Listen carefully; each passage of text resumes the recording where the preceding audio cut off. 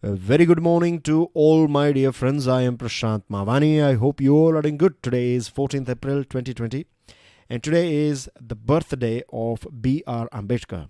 He said life should be great rather than long. Here the word long represents quantity, but the word great represents quality of our life. Now, length of our life, we have no control over it. We don't know when is going to be our last moment on this earth, right? But a thing that we can control, a thing that we can change is the quality of our life. And that is the beauty of our life. And I think there is a way of doing it. We can make our life great by enjoying small moments, because we get life in small moments. We don't live a full year.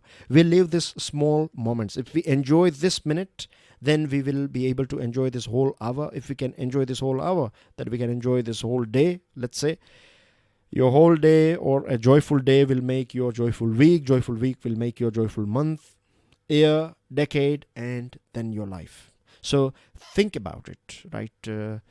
Think about it. I want you guys to think about it. With this, dear friends, we have a very interesting article by M. Venkaiah Naidu, Vice President of our country. He's talking about how to cope with confinement. A very motivational article, I must say. But before that, I would like to introduce all of you to our pen drive and tablet courses, which are available for various different competitive exams. Our pen drive and tablet courses are designed by the best faculties of our country. They are available at a very affordable price. And with the help of our pen drive and tablet courses, there are thousands of students. They have cracked various different competitive exams. All information pertaining to our pen drive and tablet courses are available on our website, that is StudyIQ.com. To download the PDF of today's lecture, do check out my Telegram channel. If you want to get in touch with me, you can write me on FB. Please, dear friends, make sure that you share this lecture with other students. I want you guys to be an active player. You are the brand ambassador of this lecture. You are the people who are watching it on regular basis. So you know the quality of this lecture. So if you think this series is worth it, then please share it, as well as hit the like button. That will motivate us to bring out this lecture on regular basis for you guys. And please don't forget to subscribe to our YouTube channel. So let me give you a brief about what we have got on our table. Now, dear friends, this article, I will leave it on you guys to go through it, right? It's a very easy to read article, and let me give you some background about M. Venkaiah Naidu. Now, many of you would be aware about this thing that I think 1.5 years ago I used to take, or it's been nearly 1.5 years or something, I don't remember, but it's been somewhere around 1.5 years or more than that. I used to deliver PIB, that is Press Information Bureau analysis lectures on regular basis in Hindi and English, and I have covered it for nearly 1.5 years on StudyIQ platform. M. Venkaiah Naidu, he used to be a minister. He used to be from BJP. So when he was a minister, as well as a BJP member, as a BJP member, you can go through his political statements.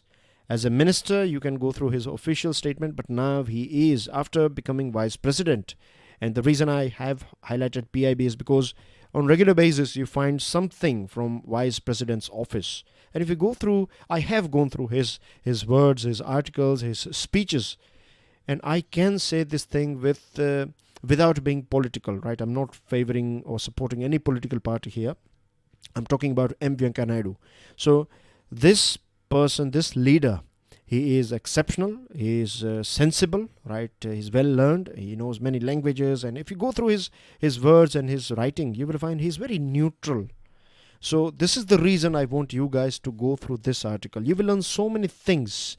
The most important thing that you will learn from Venkaiah Naidu is that he is a kind of a person who will change a negative situation. If you throw something negative, if he is in a negative or adverse situation, then he will, with his character, with his ability, he will change that negative thing into positive. So that's what he is doing now.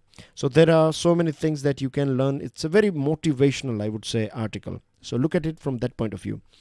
Then we have one editorial on election commissioner of Andhra Pradesh. Then we have article on Google.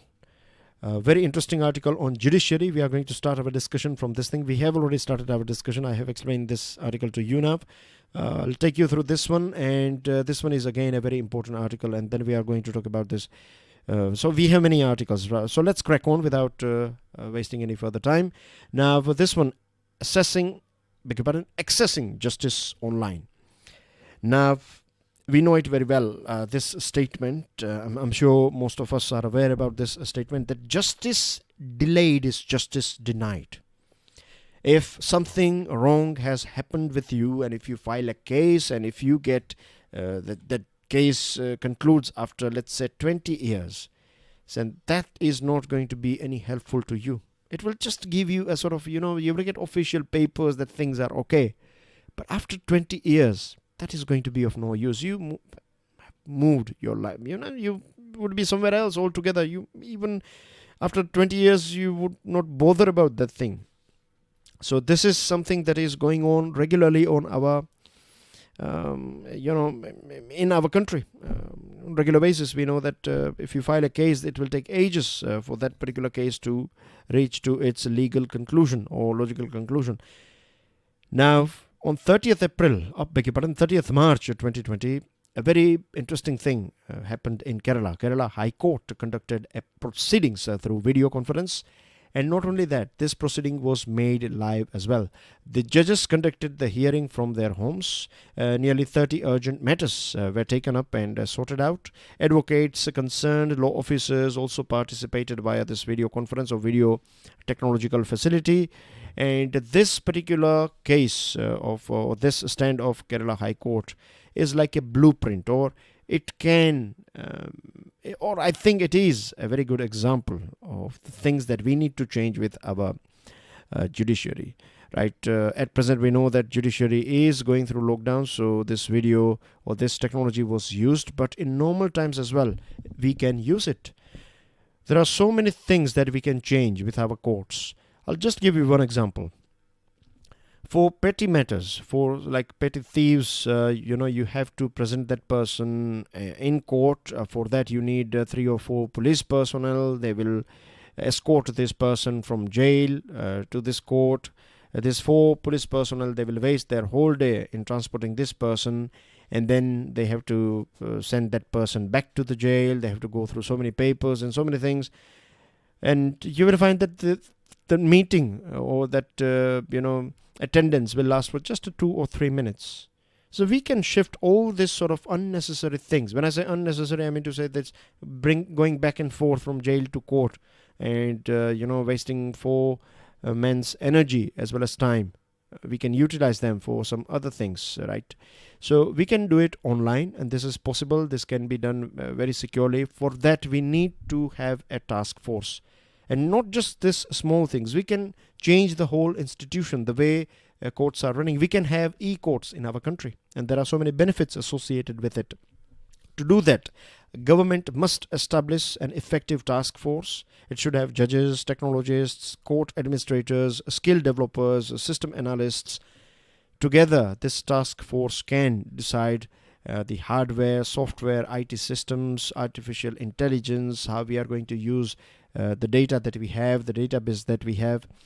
E-filing systems can be done, or it can be, procedures can be sorted out, how to fill up the forms, what are the things that will be in a form, and all these things. Then training judges, court administrators, court officers, advocates, other people, right? Then we can bring on board local panchayat, municipal, corporation officers, and well-intentioned NGOs. They can also help complainants to file cases online. And we can have legal service authority that can look after if there are any grievances with this system, then we can rectify and we can make this system better and better.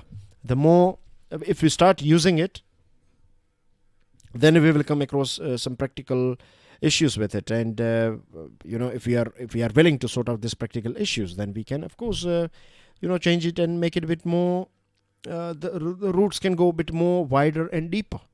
So basically we can improve it like Kaizen. Day by day you improve this whole system, and this will help us, in speedy delivery of justice. This will sort out so many crimes as well. So many people, these criminals, they do this sort of crimes because they know that nothing will happen to them.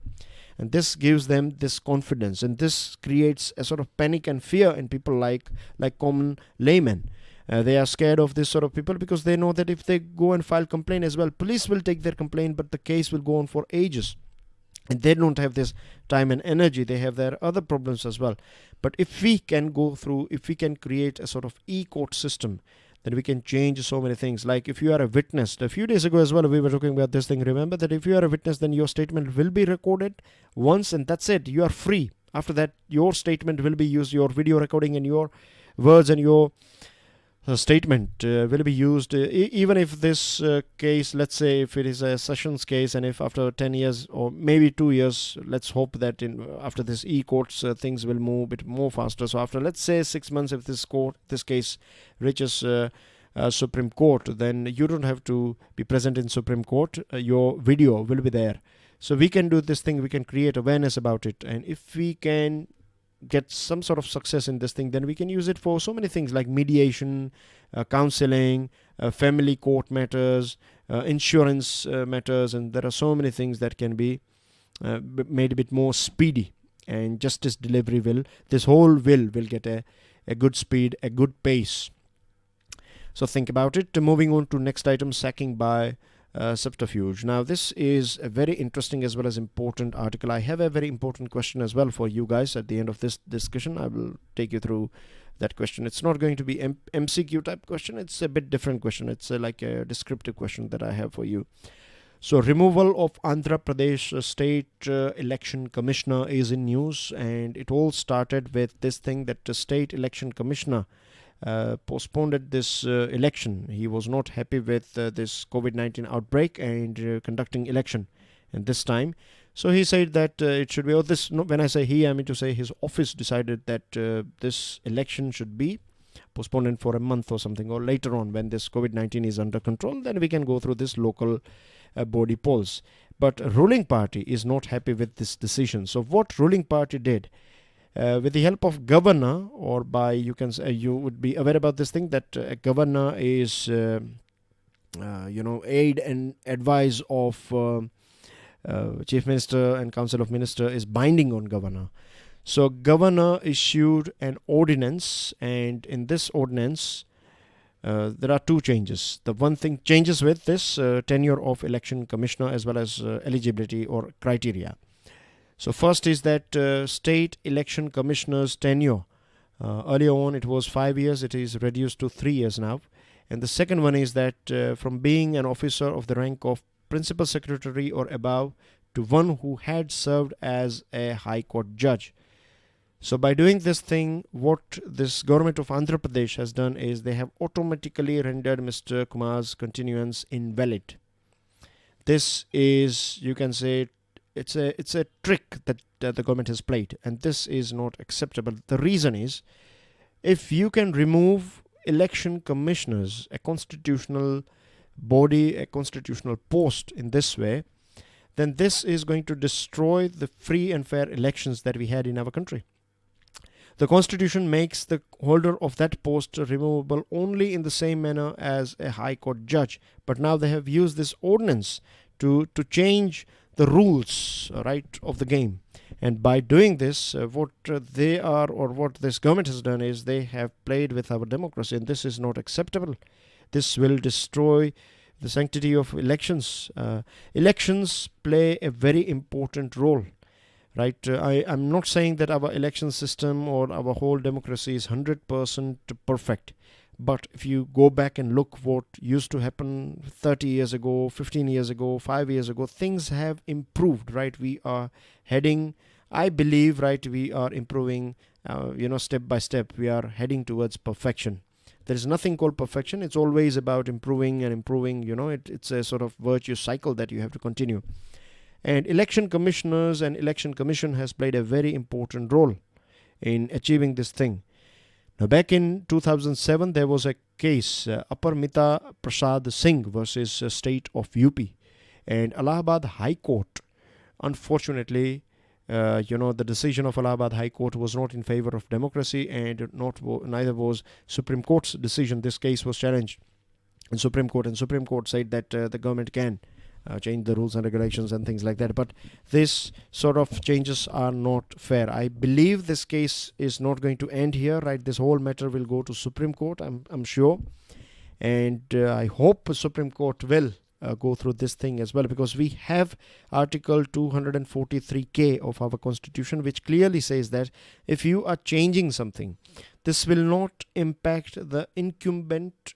That means if you are holding an office of election commissioner, let's say a state election commissioner, and if your tenure is for 5 years, then if government makes some changes with the rules and regulations, then if government from 5 years, now in this case government has decreased the tenure for 3 years, so this will not affect you.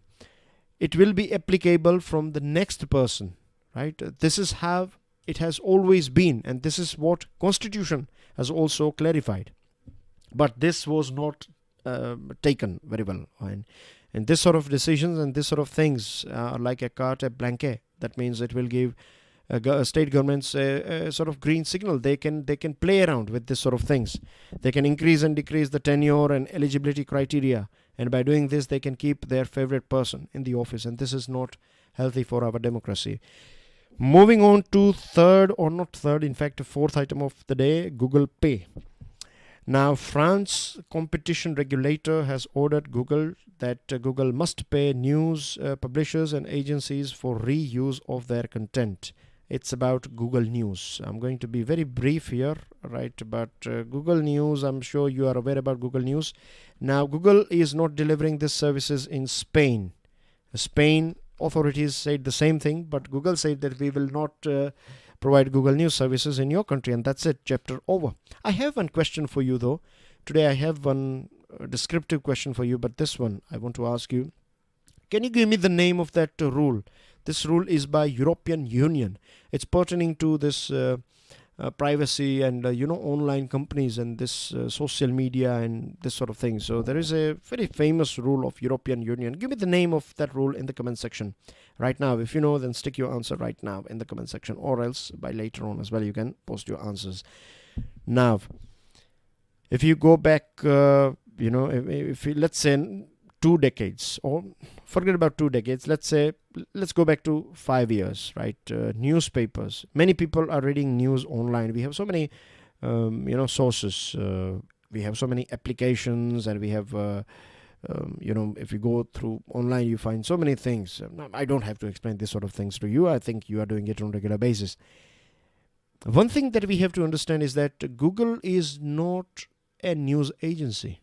Right? We have news agencies or media that we say, they have their journalists, they are paying these journalists, they go out there, they collect this information, news items, they pass it to their offices. These offices will go through them, they will edit, pick, and then they will print it, or they will post it on their website. And Google and other sources, what they do is this primary source is this news agencies, and secondary source of news is this Google and other platforms. So what they do is they take these news items from primary source, they use it in their Google News, but they are not paying anything for this data, right? They are using this data, but they are not paying anything for this data, and they are making more money. Google has made huge amount of money. There are so many readers, they are reading Google News. Google is making money, and Google at present is a very big advertising business or company. But news publishers, they get nothing out of it. So when Google was said that you should pay a sort of commission, or you are using their sources, then you should pay this company. So what Google said that from now on we will use their data only when we get free usage authorization from these news agencies. Now you'd be thinking like that's a fair thing, right? If they get a green signal, then they will use it, or else they will not. But that's not how it works. The thing is, we have to think it from, you have to take it a step further. The thing is, Google is using its dominant position here What Google is saying that I will not use Times of India's. I'm just giving you an example. I will not use the Hindu and Times of India's news items. I will use it only when they say that I am. If they give me free authorization, then I will use it. But just imagine there are other 3 companies. They are more than happy to give this news item. So they are fine if Google is using their free items, as far as they are just. Google is using that source or reference as XYZ company has provided this news item. So by doing this thing, Google is dividing these news agencies, as well as it will create huge amount of losses. So the good thing about this stand of France's competition regulator is that it has said that no, not by free usage, you have to pay. This is a very important thing, that you have to pay. If you are using, then you have to pay. And you cannot exploit your dominant position by saying that you will not publish. Carry on publishing, but do make sure that you pay these news agencies. So the most important thing about this decision is that it will be replicated, I believe, in France and I believe in Spain and other nations, as well as in India and other countries too. Now, one of the most important article of the day. You can download the PDF, as you know, so I want you guys to go through. If you have access to newspaper, then go through this article at least 3 or 4 times, minimum 3 times. The reason why this article is important is because a few years ago, I found this sort of article, and this article was about Gandhiji and Ambedkar. Like, you know it very well, that both of them are great leaders. They have worked for depressed classes, but personally, they were not, that good friends. They were not that, their way of working was totally different. So, getting along was not something. Means they were sort of not friends, you can say, right? But they've worked for same people. They have respected each other as well, no doubt about it. But getting along was not something that we find. So a question was asked in mains examination based on this thing, that article, based clearly on that article. It was that both these leaders have worked for same people, but they have not, they were not friends with each other. These words were not used, but I'm explaining it to you in layman's language, that they were not friends with each other. So explain, share your opinion on this thing, right? So in the same way, you can find a question about Pune Pact, positive things about Pune Pact, how Pune Pact helped B.R. Ambedkar, or in general positive things about Pune Pact, right? So there are a few basic details, like September 1932, B.R. Ambedkar and negotiated this Pune Pact with Mahatma Gandhiji. Mahatma Gandhiji was in a jail in Pune, and the background of this Pune Pact was that communal award of August 1932, which among other things reserved 71 seats in the central legislature for the depressed classes. Now, Gandhiji was not happy with this 71 seats or with this communal award, because Gandhiji said this thing, that this is an attempt by British government to split Hindus. What you are doing is by giving separate reservation to Dalits or depressed classes, what you are doing is you are dividing Hindus. So Gandhiji was not happy with this, and Gandhiji began a fast unto death to have it repealed. Now B.R. Ambedkar was earlier on, he was supporting this separate reservation for depressed classes, but I don't want to go into too much details. But basically, for B.R. Ambedkar, he visits this jail, and they have these negotiations, and then finally he agrees with Mahatma Gandhiji. So the positive thing is, first thing is that earlier on 71 seats were given by British, but now he got this deal that 147 seats will be reserved for depressed classes in legislature than what had been allotted under communal award. Right? So it was like you will means this depressed classes, they will get more seats as a reservation. So this was one point. The second thing is Pune Pact assured a fair representation of depressed classes. Second important point. This third one is that Pune Pact was an emphatic acceptance by upper classes. Upper class Hindus at that point of time, they understood this thing, that this depressed classes were most discriminated in Hindu society. So we need to provide them a sort of a support or a platform through which they can represent their issues. It was also considered that something concrete had to be done to give them a political voice, and this was a chance. Then positive outcome for B.R. Ambedkar is that it sealed his leadership in the nation as a leader of depressed classes. Second thing, he was able to make the whole nation as well as various different classes of Hindus morally responsible for the upliftment of depressed classes and not just Congress party. So this is again a very important thing. And most of all, he succeeded in making the depressed classes a formidable political force. So he created this consciousness in formidable classes. So these 3 points, you can mix them as well, but these are a few important points that I want you guys to understand clearly. And he was a very practical man. He was not looking for a perfect solution. He said this thing in 1943 as well, that he was looking for some sort of settlement, right? To perfection, we can get it later on. We can step by step, we can improve this thing.